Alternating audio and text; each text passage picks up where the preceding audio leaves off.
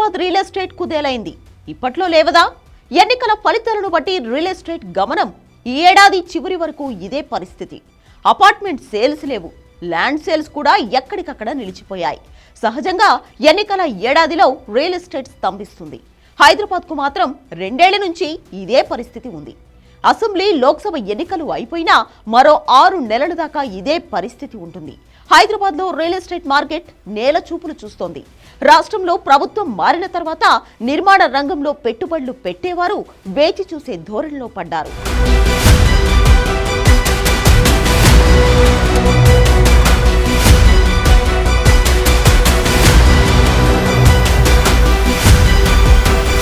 హైదరాబాద్లో real estate market నేల చూపులు చూస్తోంది. రాష్ట్రంలో ప్రభుత్వం మారాక నిర్మాణ రంగంలో పెట్టుబడులు పెట్టేవారు వేచి చూసే ధోరణిలో ఉన్నారు.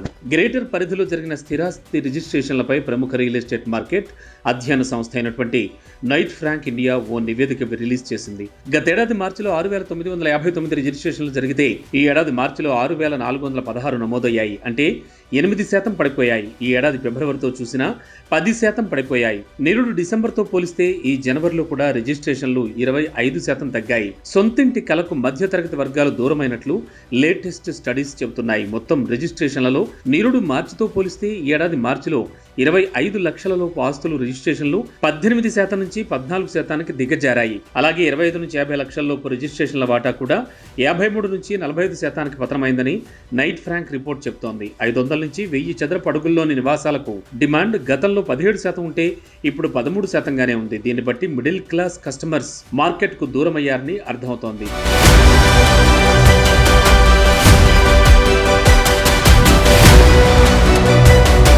తెలంగాణ అసెంబ్లీ ఎన్నికలకు ముందు డౌన్ అయింది హైదరాబాద్ రియల్ ఎస్టేట్. సార్వత్రిక ఎన్నికలు ముగిసినా అదే పరిస్థితి కొనసాగుతోంది.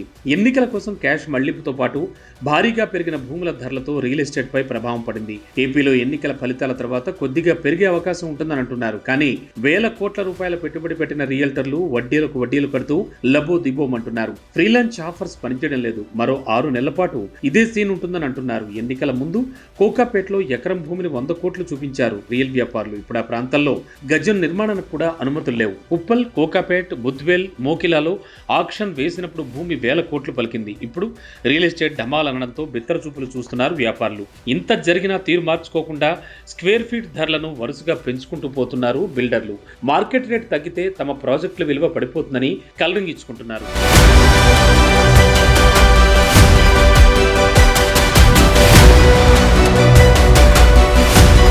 గత కొన్నేళ్లుగా హైదరాబాద్ రియాలిటీ రంగం దేశంలో నెంబర్ 1 అట్రాక్షన్ గా నిలుస్తోంది. దేశంలోని 7 టాప్ సిటీలతో పోలిస్తే హైదరాబాద్ రియాలిటీలో కొత్త వెంచర్ల హడావుడి బాగా పెరిగింది. అయితే ఇష్టం వచ్చినట్టుగా ఇచ్చిన ప్రాజెక్టుల అనుమతితో అమ్మకం కాని యూనిట్ల సంఖ్య కూడా భారీగా పెరిగింది. కిందటేడాది జూలై నుంచి డిసెంబర్ మధ్య 6 నెలల్లో 16,353 ప్రాపర్టీలు రిజిస్టర్ అయ్యాయి. కొత్త ఏడాదిలో కూడా భారీగానే కొత్త వెంచర్లు లాంచింగ్స్ పెరిగాయి. దీంతో అమ్మకం కాని ప్లాట్ల సంఖ్య కూడా పెరిగిందని రియాలిటీ సంస్థలు అంగీకరిస్తున్నాయి. బ్యాంక్ లోన్స్ వడ్డీ రేట్లు విపరీతంగా పెరగడం, భూమి ధర పెరగడంతో నిర్మాణ వ్యయాలు పెరిగాయంటున్నారు. దీంతో ప్రస్తుత పరిస్థితుల్లో ఇల్లు, ప్లాట్స్ కొనడానికి కొనుగోలుదారులు వెనుకాడుతున్నట్లుగా రియల్టర్లు చెబుతున్నారు. ఒకప్పుడు నెలకు దాదాపుగా హైదరాబాద్ రియాలిటీ రంగంలో 4,000 నుంచి 5,000 కోట్ల విలువైన ట్రాన్సాక్షన్స్ జరిగేవి. కానీ ఇప్పుడు ఆ సిచ్యువేషన్ లేదు. 2023లో ప్రాపర్టీ ఈక్విటీ ఇచ్చిన నివేదిక చూస్తే దాదాపుగా 1,00,000 అన్సోల్డ్ ఇన్వెంటరీ హైదరాబాద్ లో ఉన్నట్టుగా తెలుస్తోంది. ఇది ఇప్పుడు కొత్తేడాదిలో ఇంకా పెరిగే ఛాన్స్ ఉంది. 16 నెలలుగా ఈ అన్సోల్డ్ ఇన్వెంటరీ పేరుకుపోయినట్లు సమాచారం.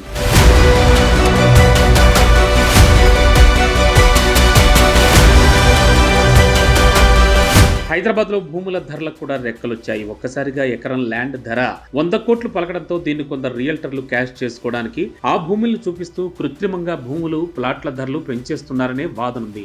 దీంతో చాలా మంది రియల్టర్లపై ఆ ప్రభావం పడుతుందని కొందరు వాదిస్తున్నారు. బుద్వేల్, కిస్మత్పుర, బండ్లగూడ, నార్సింగి లాంటి ప్రాంతాల్లో ఒకప్పుడు గజం భూమి ధర 50,000 ఉంటే ఇప్పుడు 1,00,000 నుంచి 1,20,000 దాకా పలుకుతోంది. దీంతో అక్కడ కట్టే ఫ్లాట్ల ధరలు 20 నుంచి 30% దాకా బిల్డర్లు పెంచి అమ్ముతుండడం కూడా అమ్మకాలు పడిపోయి అన్సోల్డ్ ఇన్వెంటరీ పెరగడానికి కారణమవుతోంది. మెట్రో నగరాలైన బెంగళూరు, ముంబై, చెన్నై, ఢిల్లీలోనూ ఇలా కృత్రిమంగా ధరలు పెరగడంతో అక్కడ రియల్ ఎస్టేట్ మార్కెట్ పూర్తిగా దెబ్బతింది. పైగా అక్కడ అఫోర్డబుల్ హౌసింగ్ లేకపోవడంతో రియల్ ఎస్టేట్ రంగంలో ఎక్కువ మొత్తం అమ్మకాలు జరిగే డబుల్ బెడ్రూమ్ సేల్స్ కూడా కుప్పకూలాయి. ఇప్పుడు ఇదే పరిస్థితి హైదరాబాద్ మార్కెట్లో కనిపిస్తోందని ప్రాపర్టీ కన్సల్టింగ్ సంస్థలు హెచ్చరిస్తున్నాయి. ఇష్టానుసారంగా పెరుగుతోన్న రియాలిటీ ధరలపై, కృత్రిమ డిమాండ్పై ప్రభుత్వం ఫోకస్ పెట్టాల్సిన అవసరం కనిపిస్తోంది.